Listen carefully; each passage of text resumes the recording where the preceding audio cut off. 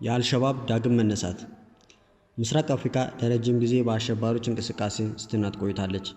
ከእነዚህ አሸባሪ ቡድኖች መካከል ደግሞ አልሸባብ ዋነኛው ነው። ይህ ቡድን ከየት ተነስቶ የት ደረሰ? በአሁኑ ጊዜስ ምን ያህል እየበረታ መጣ? በዙሪያው ምን አዲስ ነገር አለ? የሶማሊያ ዕጣ ፈንታስ እንዴት ይገለጽ ይሆን? በኢትዮጵያና በምስራቅ አፍሪካ ላይስ ምን አይነት ተጽዕኖ እያሳደረ ነው? ሀያላን ሀገራትስ በቀይ ባህር ዙሪያ እንዴት እየተጎዱ ነው? ይህንንና ሌሎች ተያያዥ ጉዳዮችን በዚህ ፕሮግራም ይከታተሉ። እስከ መጨረሻው አብራችሁን ቆዩ።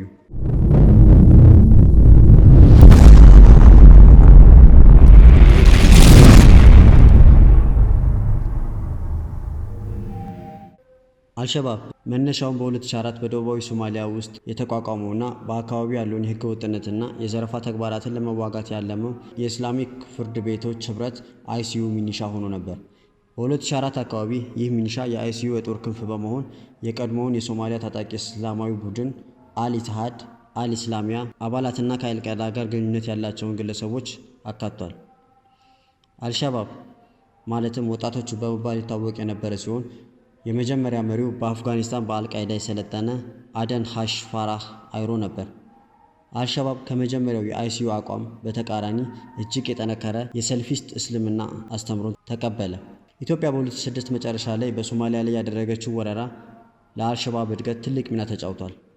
ይህ ጣልቃ ገብነት አልሸባብ ወራሪዎችን የሚቃወም እና ብሔራዊ ተቃዋሚ ኃይል አድርጎ እንዲያቀርብ አስችሎታል። በአልሸባብ ታሪክ ውስጥ የአመራር ለውጦች ትልቅ ቦታ ይይዛሉ። በግንቦት 2008 በአሜሪካ የአየር ኃይል ድብደባ የአልሸባብ ወታደራዊ መሪ አደን ሐሽ አይሮ ሲገደል አህመድ ሃዳኔ መሪነቱን ተረከበ።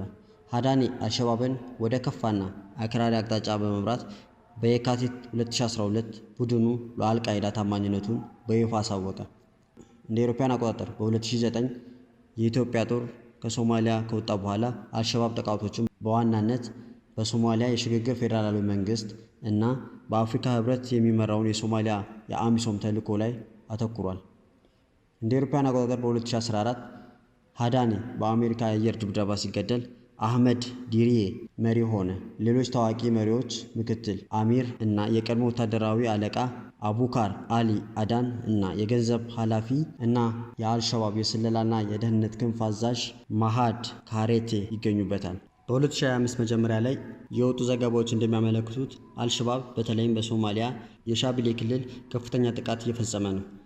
በ2025 በሂራን እና በመካከለኛው ሻቢሌ ክልል በአማካኝ በወር 50 በመቶ የአልሸባብ ጥቃት መጨመር ታይቷል። ቡድኑ ቁልፍ የሆኑ ስትራቴጂካዊ ከተሞችን መቆጣጠሩ አልፎ ተርፎም የሶማሊያ ብሔራዊ ጦር ወታደራዊ ካምፖችን ለጊዜው መቆጣጠር ችሏል። አልሸባብ በማዕከላዊ ሶማሊያ ውስጥ የድጋፍ ዞኖችን እንደገና ለማቋቋም ከደቡባዊ የሀገሪቱ ክፍል ጋር ለመገናኘት ያለው አቅም እየጨመረ መጥቷል። ይህ ዳግም መነሳት የአፍሪካ ህብረት የሽግግር ተልዕኮ በሶማሊያ ወደ የአፍሪካ ህብረት የድጋፍ ማረጋጋያ ተልዕኮ በሶማሊያ በሚደረገው ሽግግርና በዚህ ለውጥ ምክንያት ሊፈጠሩ የሚችሉ የደህንነት ክፍተቶችን በመጠቀም ይመስላል። የአትሚስ ኃይሎች በ2024 መጨረሻ ላይ ሙሉ በሙሉ ለመውጣት መታቀዱ አልሸባብ አዲስ ጥቃት እንዲጀምር እድል የሰጠው ይመስላል። ምንም እንኳን አልሸባብ በዋነኛነት በሶማሊያ ላይ ያተኮረ ቢሆንም በጎረቤት ሀገሮችም ተጽዕኖ እያሳደረ ነው።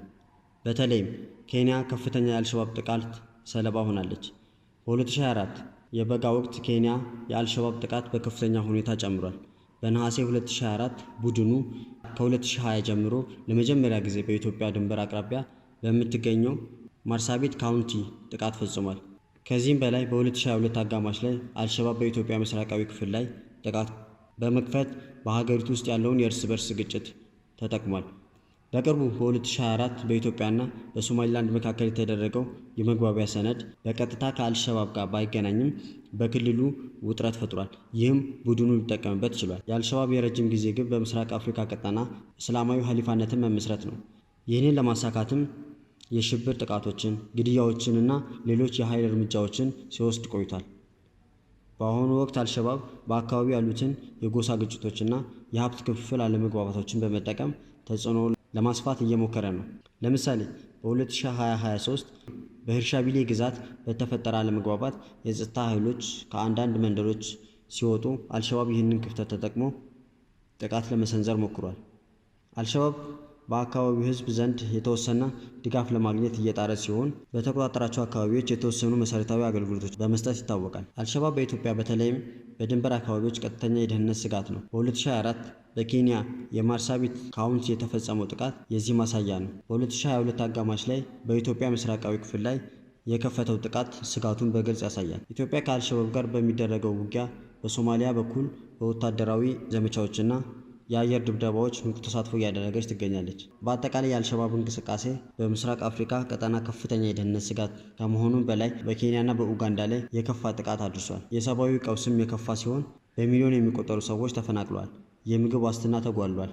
ሴቶችና ህጻናትም ለከፋ ጥቃት ተጋልጠዋል። ቀይ ባህር ለዓለም አቀፍ የንግድ መስመሮች እጅግ ስትራቴጂካዊ ጠቀሜታ ያለው በመሆኑ የአልሸባብና አጋሮቹ እንቅስቃሴ በዚህ አካባቢ ለሚገኙ ሀያላን ሀገራት ትልቅ ተጽዕኖ አለው። በተለይም አልሸባብ ከየመን ሁቲዎች ጋር ያለው ግንኙነት በቀይ ባህርና በኤደን ባህረ ሰላጤ የባህር ላይ ዘረፋና ሌሎች የጸጥታ ችግሮችን ሊጨምር ይችላል። አሜሪካ በቀይ ባህር የንግድ እንቅስቃሴዋ እንዳይስተጓጎል ትፈልጋለች። ቻይና በጅቡቲ የባህር ኃይል ጣቢያ ያላት ሲሆን የንግድ ጥቅሟን ለመጠበቅ ትፈልጋለች። ሩሲያን በክልሉ ታሪካዊ ግንኙነት ያላት ሲሆን ጥቅሟ ከተነካ ልትሳተፍ ትችላለች። በአጠቃላይ የአልሸባብ እና አጋሮቹ እንቅስቃሴ በእነዚህ ሀያላን ሀገራት የጂኦፖለቲካዊና ኢኮኖሚያዊ ጥቅም ላይ አሉታዊ ተጽዕኖ ሊያሳድር ይችላል። በአጠቃላይ አልሸባብ በምስራቅ አፍሪካ ቀጠና ከፍተኛ የጸጥታ ስጋት መሆኑን ቀጥሏል። ይህንን ስጋት ለመቋቋም የተቀናጀና ሁሉን አቀፍ አካሄድ ያስፈልጋል። የፖለቲካ አለመረጋጋትን ማስወገድ፣ በሶማሊያ መልካም አስተዳደርን ማጠናከር፣ የክልል የጸጥታ ትብብርን ማሳደግና የቡድኑን የውጭ ድጋፍ ማቋረጥ ወሳኝ ነው። ዓለም አቀፉ ማህበረሰብ በክልሉ ዘላቂ ሰላምና ደህንነትን ለማረጋገጥ ቁርጠኛ መሆን አለበት።